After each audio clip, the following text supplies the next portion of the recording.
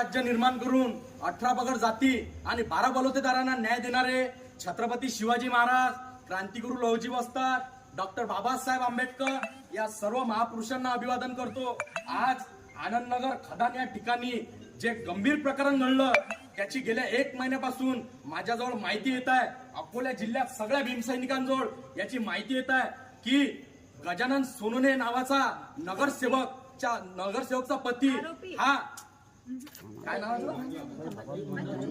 गजानन सोनवणे नावाचा व्यक्ती या आनंदनगरात आपल्या समाजावर आणि काही इतर समाजावर दादागिरीची या ठिकाणी भाषा करून दबावात आणण्याचं काम करते। मी सगळ्यांना या ठिकाणी आवाहन करतो की कोणाच्या बापाला भिवू नका। तो नगरसेवक त्याच्या घरचा, तो जनतेचा नौकर आहे, तुम्ही त्याचे नौकर ना। तो जर तुमच्या दबाव आणत असेल तर हातात दांडू घ्या आणि दांडून त्याला दणके देण्याचं काम करा। आम्ही जिल्ह्याचे सगळे तुमच्या सोबत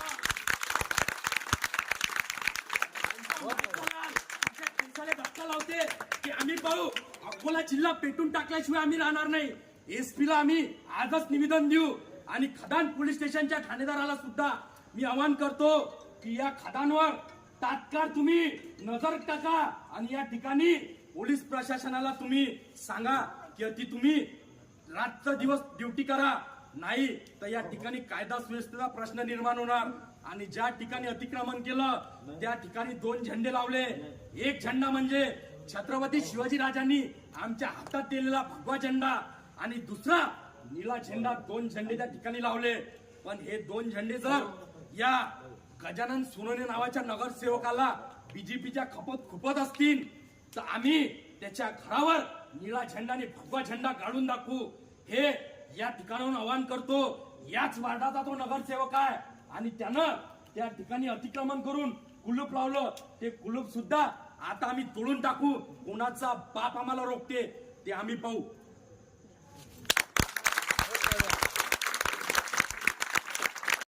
कार्यक्रम त्या ओपन पेस मध्ये झाले पाहिजे। हा नगरसेवक आहे, हा काही लोकांवर अन्याय अत्याचार करणारा हा जातीवादी नाही। यांना सगळे समानता पाळली पाहिजे होती। सगळ्या जाती धर्माच्या लोकांना घेऊन चालायचं काम करत होतं। तुम्हाला बीजेपीतून हेच सांगतात काय की तुम्ही बुद्धाचा विरोध करा?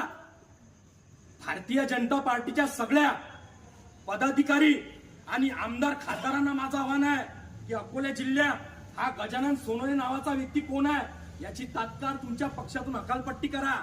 तुमच्या पक्षाच्या नावानं या ठिकाणी दादागिरी करण्याचा हा काम करते। गजानन सोनवणे कोण आहे तात्काळ याची हकालपट्टी पक्षातून करा। या ठिकाणी त्याच्या नावाच्या उद्रेकात सगळा समाज